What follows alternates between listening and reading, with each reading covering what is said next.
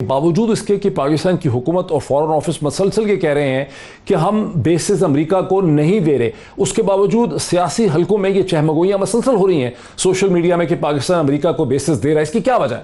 اس کی وجہ شاید یہ ہے کہ ماضی میں ایسا ہوتا رہا ہے اور لوگوں کا یہ خیال تھا کہ شاید اب کے دوبارہ ہو، لیکن میری ذاتی رائے یہ ہے کہ بیسز جو دینا ہے وہ پروبیبلی پاکستان کے عوام جو ہیں ان کے لیے یہ بہت ایک منفی قدم ہوگا.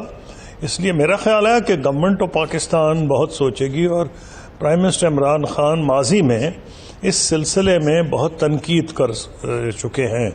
تو یہ تو پاسبلٹی ہے، میرا اندازہ ہے کہ شاید ان کو راستہ یعنی بائی ایئر جانے کا کوئی، اس میں بھی پارلیمنٹ کی کچھ اس قسم کی ہیں ریزولوشنز جو حائل ہو سکتی ہیں. اس میں کہا ہے کہ ویپنز یا اس قسم کی چیزیں نہیں لے جائیں گی. اب ہیومینیٹیرین اگر کوئی وہ ان کا ایکشن ہو جس میں کھانے پینے کی ادویات ہیں یہ I don't know, government of Pakistan deny کر رہی ہے. اب میں تو نہیں، آئی ہیو نو انفارمیشن جس پہ میں آپ کو یہ کہہ سکوں. میں تو یہی کہوں گا اگر گورنمنٹ کہہ رہی ٹھیک کہہ رہی، لیکن آپ نے مجھ سے پوچھا لوگ کیوں مشرف کر رہے ہیں، لوگ اس لیے کہہ رہے ہیں. جی لوگوں کو شک ہے. ہیلو دیکھیں کسوری صاحب، اس کی وجہ ایک یہ بھی ہے کہ آپ پاکستان کے جی کسوری صاحب مجھے آپ کی آواز آ رہی ہے. آپ پاکستان کے فورن منسٹر رہے جنرل مشرف کی حکومت میں، پریزیڈنٹ مشرف کے ساتھ.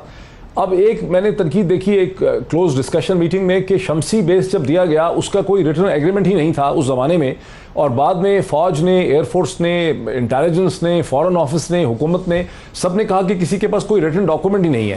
تو تنقید یہ ہے کہ پاکستان میں بہت سی چیزیں کر لی جاتی ہیں اور وہ کسی فارمل طریقے سے نہیں ہوئی ہوتی. شاید یہی وجہ ہے کہ لوگوں کے ذہن میں یہ شک ہے کہ ایک بار پھر بیسز دے بھی دیے جائیں گے اور مانا نہیں جائے گا. ہو سکتا ہے ان کے دماغ میں ہو، کیونکہ اس کی جو پوری انفارمیشن ہے وہ تو میرے دور میں نہیں، وہ تو مجھ سے پہلے عبدالستار صاحب تھے فارن منسٹر جب یہ ہوا تھا. لیکن میں آپ سے اگری کرتا ہوں کہ ایسے معاملات صرف پاکستان میں نہیں، دنیا کے بہت سے ممالک میں ایسی چیزیں ہو جاتی ہیں جس کا کو 25-30 سال کے بعد پتہ چلتا ہے، وہ امریکہ ہو یا برطانیہ ہو. اس لیے فارن افیئرز کے معاملات میں لوگ کچھ نہ کچھ ضرور اس میں شک کرتے ہیں. اور ہماری جو ہسٹری ہے بڑا بیر بیس میں، جہاں کہ ہمارا ایک جہاز جوڑا تھا اور U-2 اور اس کے بعد وہ گرا لیا گیا رشیا کی طرف سے، اور ان کا جو پائلٹ تھا اس کو بھی رشینز نے کیپچر کیا. اور اس وقت کے جو سیکرٹری جنرل تھے گورباچیو، انہوں نے بہت سخت تنقید کی اور پشاور کے اوپر ریڈ سرکل لگا دیا. تو یہ ساری چیزیں ایک میموری بینک میں تو ہیں نا. پھر ہم سینٹو سیاٹو کے ممبرز میں بھی رہے ہیں. تو اگر لوگوں کو شک ہے تو وہ میں وجہ تو سمجھ سکتا ہوں، لیکن گورنمنٹ آف پاکستان اگر اوپنلی ڈینائی کرے، اور پرائم منسٹر عمران خان کا ایک ٹریک ریکارڈ ہے بیسز کے معاملے میں، تو پھر میرا خیال ہے ماننا پڑے گا کہ شاید انہوں نے بیسز نہیں دیے. جہاں تک ایئر لائنز آف کمیونیکیشن کا ہے، وہ ہو سکتا ہے کچھ ہو جائے ایٹ سم سٹیج، کیونکہ انٹرنیشنل ریلیشنز میں کچھ نہ کچھ دیر از نو فری لنچ ایز دے سے، تو وہ پاسبلٹی ہے. لیکن میں تو آپ کی طرح قیاس آرائی کر رہا ہوں. کسوری صاحب، اگر بہت سے لوگ سمجھتے ہیں پاکستان میں کہ طالبان پرو پاکستان ہیں، پاکستان کے ہمدرد رہے ہیں، پاکستان نے ان کو سپورٹ بھی کیا ہے، اور اگر ایک بدلتے ہوئے حالات میں کابل میں طالبان کی حکومت قائم ہو جائے تو اس میں حرج ہی کیا ہے؟ آپ کا کیا اس پر رد عمل؟ نہیں، حرج والی بات اس میں نہیں ہے، برداشت نہیں کی جائے گی. دیکھیں، ایک وہ وقت تھا جب طالبان نے لٹرلی واک اوور کیا ہے، وہاں لڑائی نہیں کی گئی تھی. طالبان کی ان کے بارے میں لوگوں کو بہت سی امیدیں تھیں، اور وار لارڈز بہت وہاں تباہی مچا رہے تھے. اور ایک انسیڈنٹ ہوا تھا جو بڑا مشہور ہے، جس کے اندر کچھ ریپ شیپ کو کیا گیا، اور انہوں نے اپنا ایک لوکل جسٹس کیا، ان کی بہت عزت کی گئی. اس کے بعد اب وہ کہانی نہیں رہی. اب تو اتنا ہیویلی آرمڈ لوگ ہیں افغانستان کے اندر. اور اس کا ایک ڈپلومیٹک جو دوسرا ایسپیکٹ ہے وہ یہ ہے کہ یہ ممکن ہی نہیں کہ اگر وہ سوللی وہاں جانا چاہیں. دیکھیں نا، طالبان نے انٹرنیشنل ریکگنیشن حاصل کی ہے، رشیا، چائنا، ایران، ان سب سے اس کے تعلقات ہیں. اگر یہ سب پہ وہ دھاؤ پہ لگا دے گا تو میں نہیں سمجھتا کہ اگر وہ پہلے بھی نہیں نارتھ میں جا سکا تھا تو پھر میرا نہیں خیال ہے کہ جو نیبرز ہیں افغانستان کے، تاجکستان یا ازبیک یا دوسرے لوگ جو ہیں، وہ ان کو اتنی آسانی سے آنے دیں گے.